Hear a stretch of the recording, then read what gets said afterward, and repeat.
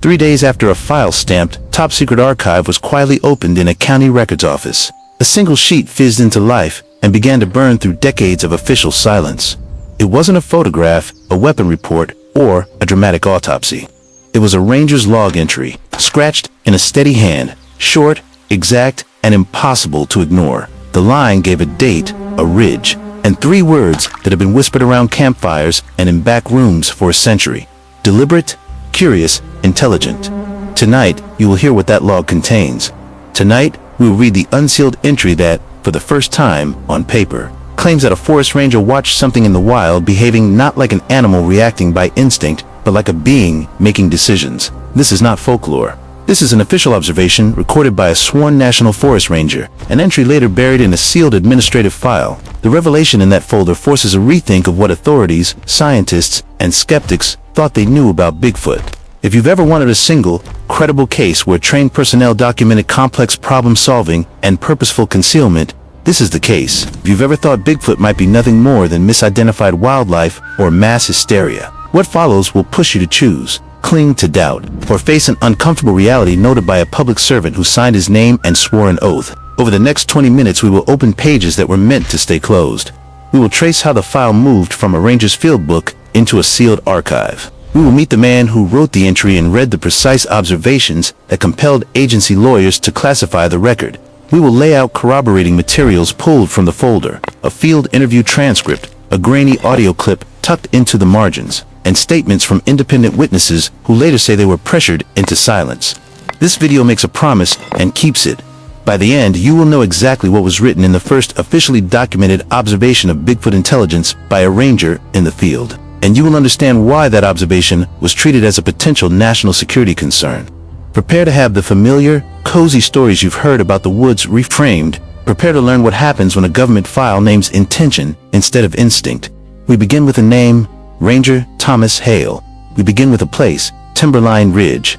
We begin with a date, October 17, 1979. We begin with a single sentence from his log that sent archivists scrambling for safekeeping. Subjects observed using rocks to disable trap, then waits, watches, and mimics human signals. The file says more, much more. Everything it says will change the way you look at the woods after dark.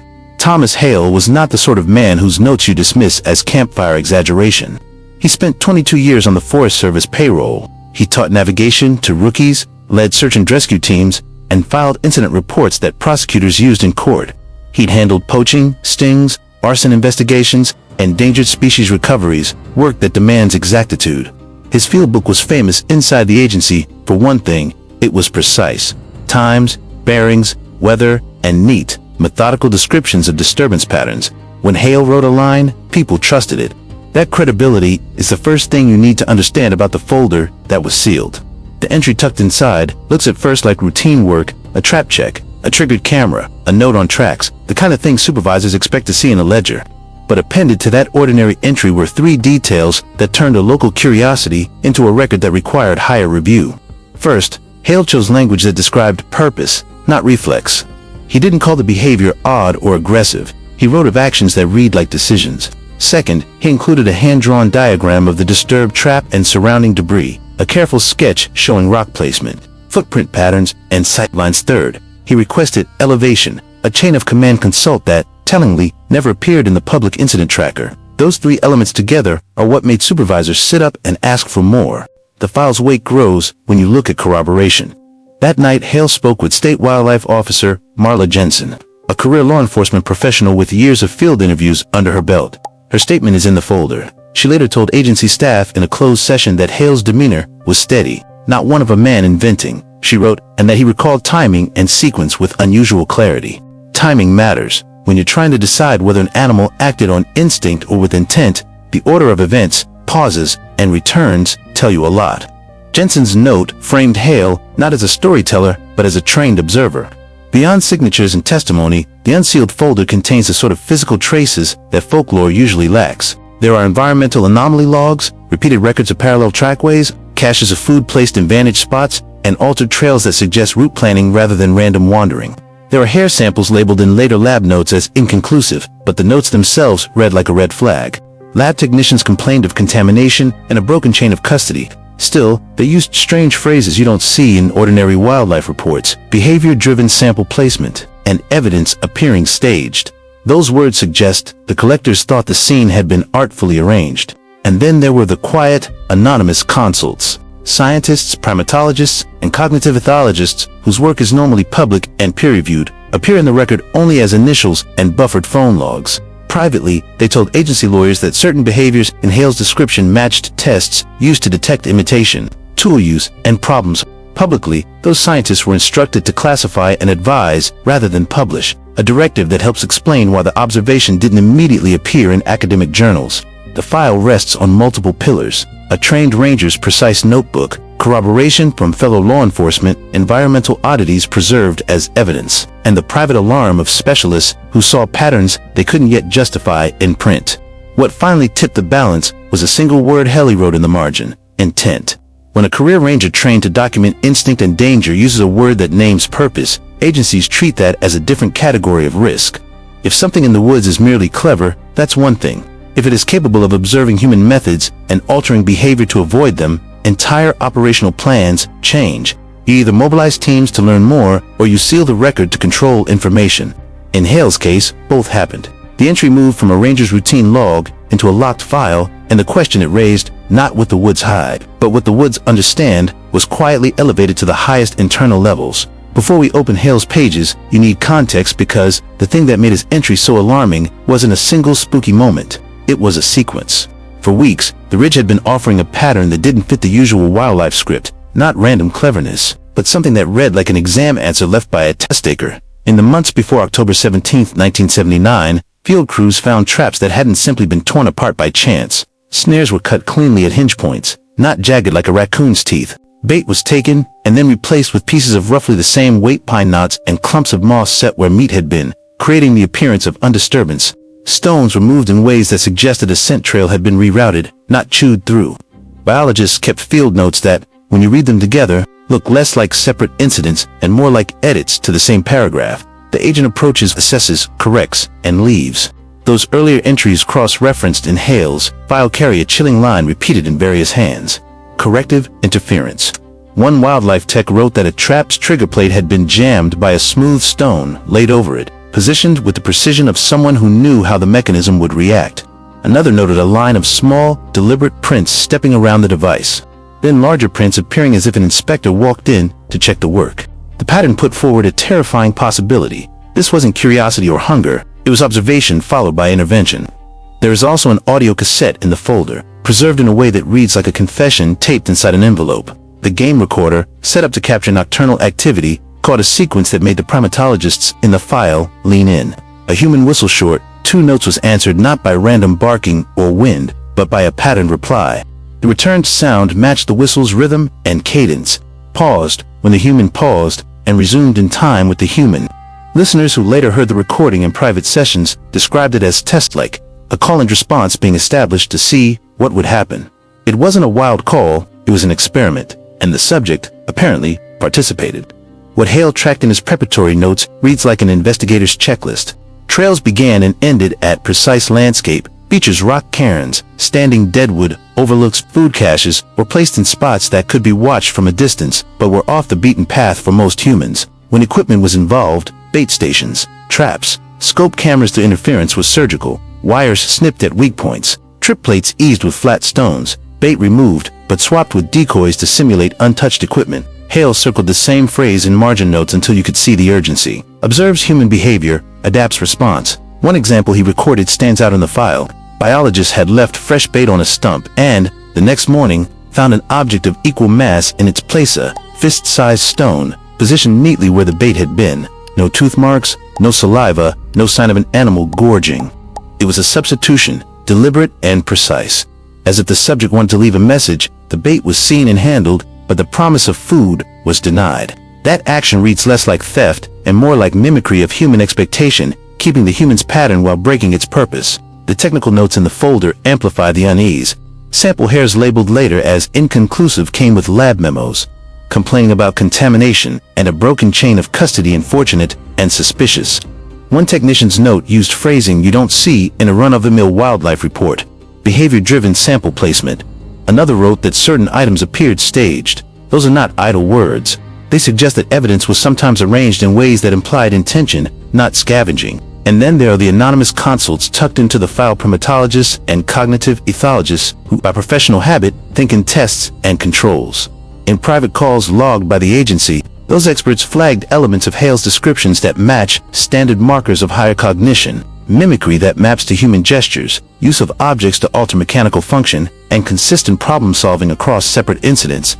Publicly, of course, those specialists were asked to classify and advise without fanfare. The agency's instruction to keep the inquiry quiet helps explain why none of these professionals published their initial concerns in peer-reviewed outlets at the time. All of this is the groundwork for why Hale did something unusual. He didn't file an anecdote, he elevated the report. He asked for a chain of command consult because the pattern suggested not accident but agency. When a veteran ranger who spent 2 decades cataloging instincts writes that he observed adaptation to human procedure, supervisors understand that the situation has changed categories. You don't treat a clever scavenger the same way you treat an actor that watches and learns. In the pages that follow, we will open that consult, and we will read, word for word, the passage Hale wrote while watching from the cairn. But first, understand that his entry did not happen in a vacuum.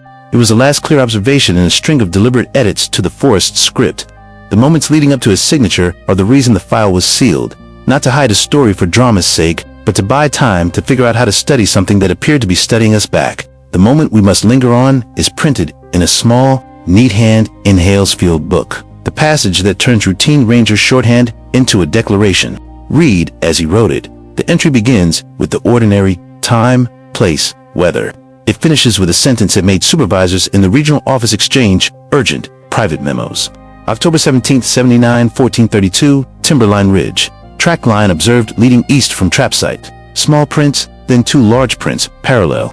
Camera set at 14 o'clock, triggered at 1426, returned to site 1429, tripwire disengaged. Bait removed and replaced with similar weight pine knot.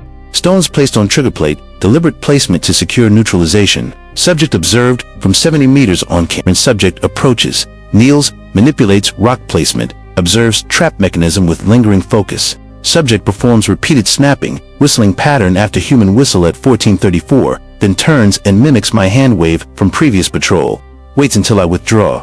At 1446, subject moves bait to feeder, resets stones, and walks away on parallel trail. Behavior indicates observation of human procedure, mimicry, tool manipulation, and strategic avoidance of capture. Recommend consult and containment protocol. Those words matter because they do something most field notes do not. They name process. Hale does not write animal tampered or unknown broke trap. He records a sequence of deliberate acts: approach, analysis, modification, imitation. Retreat, the same verbs you would use to describe a person modifying a device they understand. The entry reads like a lab observation, controlled, time-stamped, and focused on cause and effect. Hale's diagram that follows the prose makes the account even harder to dismiss. It's a rough sketch, but surgical in detail. The trip plate is shown as a rectangle. 3 stones are drawn as dark ovals placed in a neat arc across the plate. A series of small, boot-like marks trace a careful path around the trap, while 2 larger, barefoot-style impressions mark a stopping point directly in front of the mechanism. Arrows indicate that the larger prints circle, kneel, and then retreat along a parallel line that bypasses the original trail. In the margin, Hale has written, in short, clipped letters, no tearing, no drag, methodical, intention, evident. The mimicry he reports is specific and repeatable. Hale didn't say a sound sounded like a human whistle. He timed it. He notes his own whistle at 1434 and the subject's reply pattern immediately afterward. The recorded exchange, brief as it was, follows a rhythm: 2 short notes, a pause, then 3 quick snaps, a pattern Hale used during routine patrol signals. That detail was not an impression. There was a measurable link between Hale's behavior and the subject's response. When Hale adds that the subject subsequently mimicked his hand wave, the paper crosses from anecdote into evidence of social learning. The file preserves Hale's reaction as well. He states he observed from a cairn at roughly 70 meters, concealed with a clear line of sight. He describes thinking not of attack, but of recognition. He writes, "It wasn't interested in feeding. It looked like it was testing our methods." In the interview transcript included in the file, a steady officer, Marla Jensen, records Hale as saying, "It watched how we set the trap, watched how we moved, then did the same things back to the trap without breaking it. That's not scavenging. That's teaching itself to avoid us." Those words triggered the agency's red flags for a reason that shows up again and again in the folder. tests of cognition are built on replicable responses. Researchers look for imitation, problem solving, and tool use, because those behaviors imply an understanding of cause and effect. Hale's field notes read like a case file for those exact tests. He documents object manipulation stones used to neutralize a trigger, social mimicry, sound and gesture matching, and strategic avoidance, parallel trails, and non-destructive but some of those actions is what the consult notes later call behavioral markers. Consistent with higher-level processing, the internal memos attached to the entry amplify the significance. One supervisor, in a memo that was later redacted in places, writes, "If subject demonstrates capacity to observe and counter human capture strategies, assume increased risk to field operations. Recommend containment and specialized review." Another line, underlined in the margin by a different hand, reads, "Do not publicize until tests and safeguards in place." In practical terms, those scribbles are the administrative equivalent of a decision tree. The observation may indicate an unknown, adaptable intelligence, treated as such until proven otherwise. That decision to treat the observation as potentially intelligent is what pushed the file into secrecy. Hale's entry alone might have been filed and shelved like any other incident report. It was the combination of his precise timeline, the diagrammatic evidence, and the corroboration from a trained witness that made agency leadership pause. They were not simply protecting the public, they were also trying to preserve an opportunity for a controlled study. The concern was twofold. An entity that can learn from human methods can also learn to evade documentation, and premature publicity could either provoke public fear or teach would-be exploiters how to find and harm the subject. Read straight through. Hale's paragraph is a compact experiment written in a ranger's voice.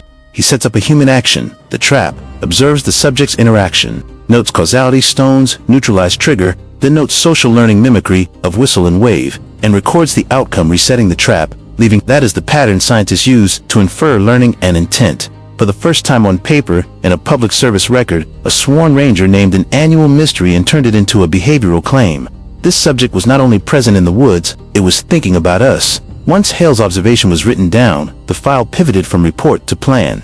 The administrative pages that follow his log are not speculation. They are orders and blueprints. They show a government trying to do two things at once: protect people in the field and study carefully and quietly a creature that appeared to be learning from humans. The first line of action is containment, which here does not mean cages and nets. Containment in the record means changing how humans operated so the subject could not simply learn a routine and exploit it. The directive was blunt: alter monitoring protocols to remove predictable cues, minimize risk to personnel, avoid capture attempts that might harm subject or staff. Practical steps were spelled out. Cameras were to be resighted and camouflaged. Trip mechanisms were to be converted into passive logging devices that recorded manipulation without snapping shut. Bait schedules were to be randomized. The goal was to keep testing the subject's responses without teaching it a schedule or a trap pattern it could exploit later. There is a procurement list attached. Oddly mundane until you read it. Low-light cameras with timestamp encryption. Pressure sensors that left a record rather than triggering a latch. Non-toxic ink pads to mark prints, and decoy feeders designed to record bite patterns. A handwritten note beside the list reads, "Federal approval granted. Limit disclosure." That same phrase appears elsewhere, a constant reminder that secrecy was part of the operational plan, not simply bureaucratic instinct. The second line of action is research. Scientists were quietly pulled into advisory roles with an explicit mandate: design tests that differentiate instinct from intention, the file names to prototypes. The mirror signal tests use reflective surfaces and controlled human gestures to see if the subject would mirror them beyond simple mimicry, a classic probe for self-awareness and imitation capacity. The problem-solving array presented a multi-step puzzle where food could only be reached after operating a sequence of levers or sliding panels. Both tests were to be non-invasive, remote, and repeatable. Notes emphasize ethics: no capture, no injury, minimize habituation. Even with that cautious framework, internal memos made clear the stakes. One classified passage warns, if subject demonstrates sustained strategy across trials, escalate protective measures and consider interagency involvement. If subject adapts to avoid documentation, assume capacity for targeted evasion.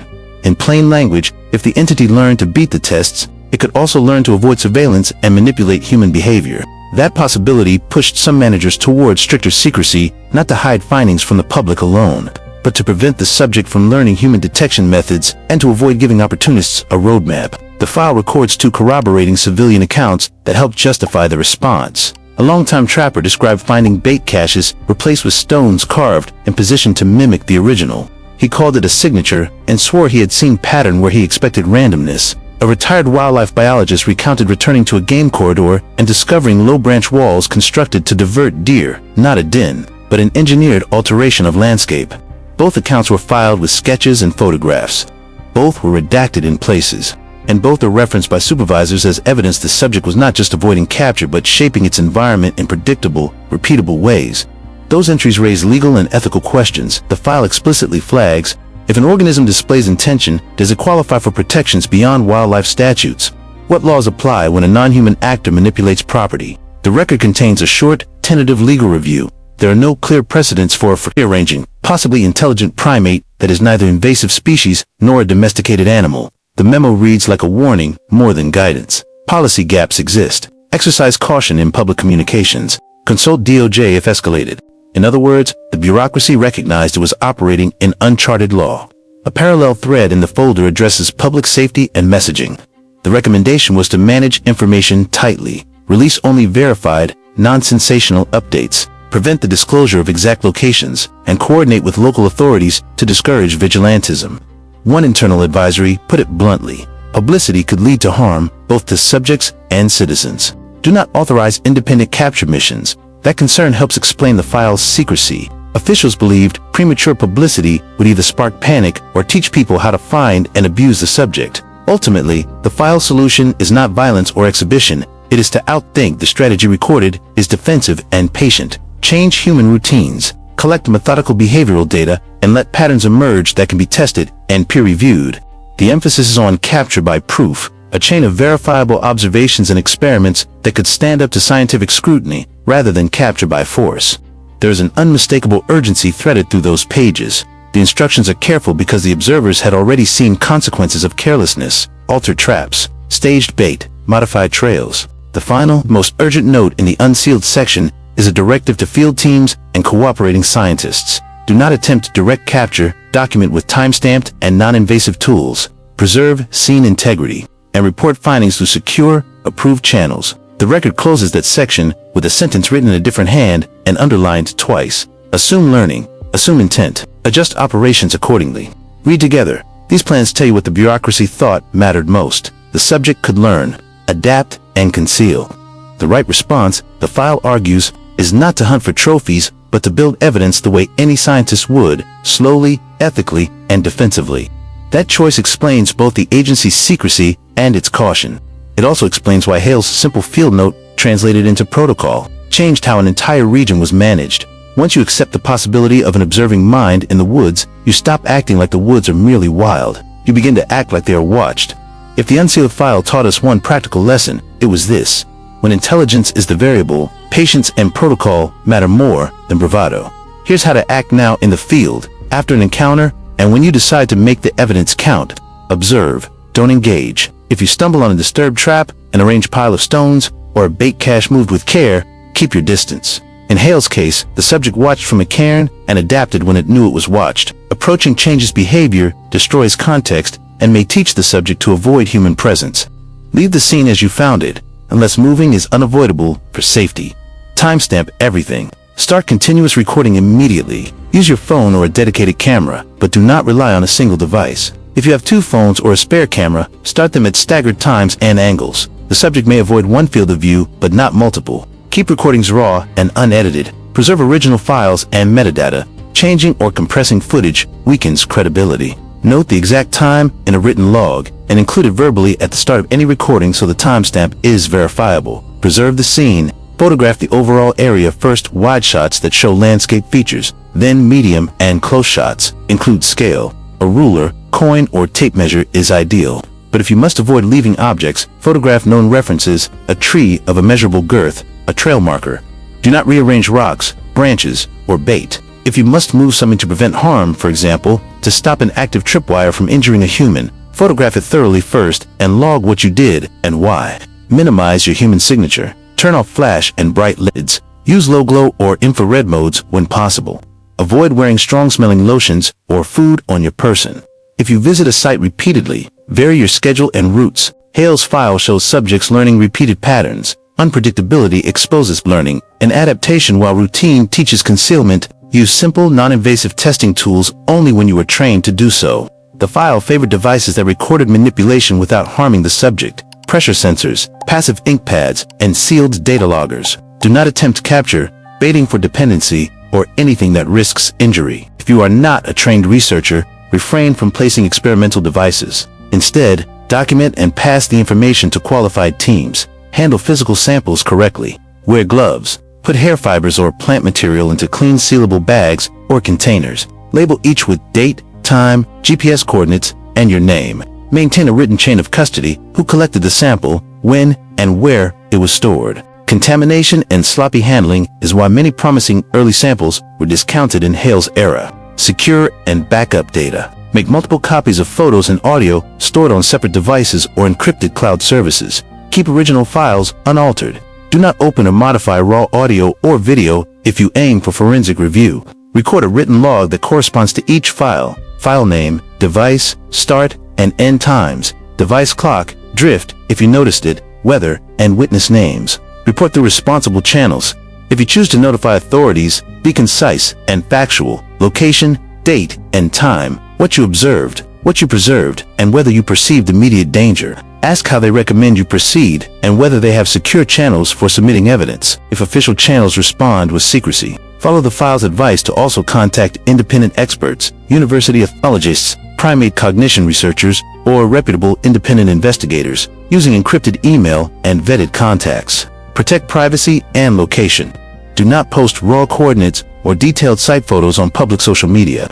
Premature disclosure can attract curious or predatory actors, endangering both people and the subject. Share vetted summaries and low-resolution images if you want public awareness, but always consult experts first. Keep safety first. If you encounter the subject directly, do not approach, do not make sudden moves, and withdraw slowly. Keep children and pets under immediate control. If the subject is behaving aggressively or there is an immediate threat to life, call local emergency services and report the behavior. But understand that many field teams will prefer documentation and distance over confrontation. Document your chain of contacts. Record whom you told, when, and what they said. If you hand over evidence, get a receipt or signed acknowledgement. If you are refused or told to stay silent, note that too. The unsealed file shows how evidence can be locked away without public scrutiny, and a clear record will help later independent review. Finally, act ethically. The file's emphasis on non-lethal study and containment reflects both caution and responsibility. Do not seek trophies. Do not interfere with habitat. The goal is reliable data, not spectacle. If you have convincing documentation, support independent peer review, fund ethical research, and press for transparent but careful scientific inquiry. Hale's simple sentence: subject observed using rocks to disable trap, then waits, watches, and mimics human signals, became actionable because it was backed by disciplined follow-through. If you find signs of deliberate interference, your choices determine whether the moment becomes a robust piece of evidence or another erased anecdote. Observe carefully, record faithfully, share wisely. The woods are watching. The only safe and useful response is to do the same. We started this story with a single sentence scrawled in a ranger's book: subject observed using rocks to disable trap, then waits, watches, and mimics human signals. Tonight, after following the file's thread from logbook to lab notes to the sealed memos, that sentence no longer reads like a dramatized camp tale. It reads like evidence. It reads like an instruction, and it forces a simple question on everyone who values truth. What do we do now that a trained public servant has recorded deliberate, adaptive behavior in the wild? First, recognize the scale of the shift. For years, reports of Bigfoot lived in the margins: folklore, misidentification, the occasional hoax. Hale's entry moves the conversation into a different space. It's not only a sighting, it's a recorded sequence of observation, analysis, mimicry, and avoidance. Those are behaviors we test for when we measure intelligence. When a sworn ranger uses words like deliberate and strategic, agencies have to respond differently. They must ask questions about safety, about research ethics, and about the legal status of an entity that can learn from and adapt to human activity. Second, understand what the file shows about the right approach. The official response documented inside was not to hunt or to weaponize curiosity. It was to gather careful data, to redesign monitoring methods, and to keep the process controlled. That response matters because it recognizes two things at once: the possibility of a sentient observant being in our midst and our responsibility to avoid causing harm, either to people or to that being. The unsealed memo's repeated emphasis on documentation over capture is itself a moral and pragmatic ruling. Evidence, not trophies, We'll move this from rumor to science. Third, this is a call to civic and scientific action. The bureaucracy that sealed Hale's file acted out of a mix of caution and control. Some secrecy was justified, some secrecy was not. Now that parts of the record are open, the public must demand more than selective disclosure. We should insist on transparent review by independent, qualified scientists who can examine the material, test hypotheses, and publish findings. This is not a call for sensationalism. It is a call for peer review. If a new form of intelligence is at work in our forests, the scientific method, not administrative fiat, should guide our understanding. What that looks like in practice is straightforward and urgent. Insist that agencies make full, redacted materials available to accredited researchers. Support independent teams with expertise in primatology, cognitive ethology, and field forensics. And fund long-term ethical studies that prioritize non-invasive methods. Push for clear policies that protect both field workers and any discovered subjects from exploitation. Advocate for training programs that teach forest staff how to document deliberate interference without contaminating evidence or provoking dangerous responses. There are also small, immediate actions individuals can take that mirror the file's guidance. If you find disturbed traps, arranged stones, or caches that suggest deliberate manipulation, document thoroughly. Preserve the scene and contact vetted researchers. Share evidence through secure, traceable channels rather than broadcasting exact locations online. Demand receipts when you hand over material to authorities. If an officer or administrator suggests silence without a clear chain of custody and oversight, record that conversation and escalate it through independent legal or scientific advisors. This is also a moment to confront policy gaps the file exposed. What legal protections exist, if any, for a non-human intelligence that demonstrates purposeful behavior? Who decides whether a subject is studied, relocated, or protected? These are questions for legislatures and ethics boards, and they deserve urgent attention. We should be drafting frameworks now that prioritize safety, transparency, and long-term study over short-term gain. Finally, hold on to the human lesson embedded in Hale's neat, urgent words. The Ranger did not sensationalize. He documented sequence and consequence. His record demanded a procedural response, not a spectacle.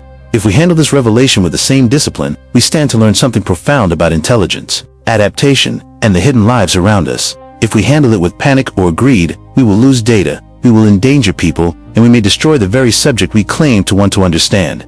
The forest has always been full of secrets. The unsealed file tells us one of those secrets is not merely living in the dark, it is watching the light, learning what the light does, and changing its behavior in response. That knowledge changes how we should move through the woods, how we design our science, and how we demand accountability from those who keep our records. Keep Hale's sentence close, subject observed, using rocks to disable trap. Then waits, watches, and mimics human signals. Let it be both warning and guide. The truth has been written down. Now, it is up to us to act like scientists, like stewards, and like citizens. What happens next is the part of the story that tests institutions and people alike. The unsealed file did not sit quietly on a shelf. Once the words were made public, pressure grew from 3 directions at once. The scientific community demanding access to the material, watchdogs and journalists demanding transparency, and local citizens demanding safety and answers.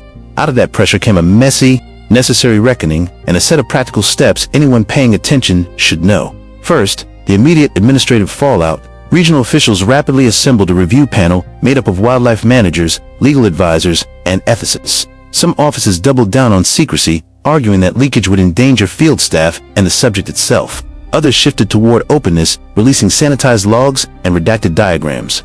A handful of whistleblowers stepped forward with additional notes and audio clips, while others recanted under alleged pressure. That inconsistency proved the point Hale's file had made. Handling evidence about an intelligent, adaptive subject is as much a political problem as a biological one. Second, the scientific response. University primatologists and cognitive ethologists, who had once been quietly consulted, came forward, insisting the behavior recorded in Hale's entry merited controlled study. Several independent labs offered to examine preserved material under strict chain of custody protocols. Nonprofit research groups mobilized crowdfunding to support field monitoring that prioritized non-invasive methods described in the file. Staggered cameras, decoy logging devices, mirror signal setups, and problem-solving arrays that gather behavioral data without capture. Those projects emphasized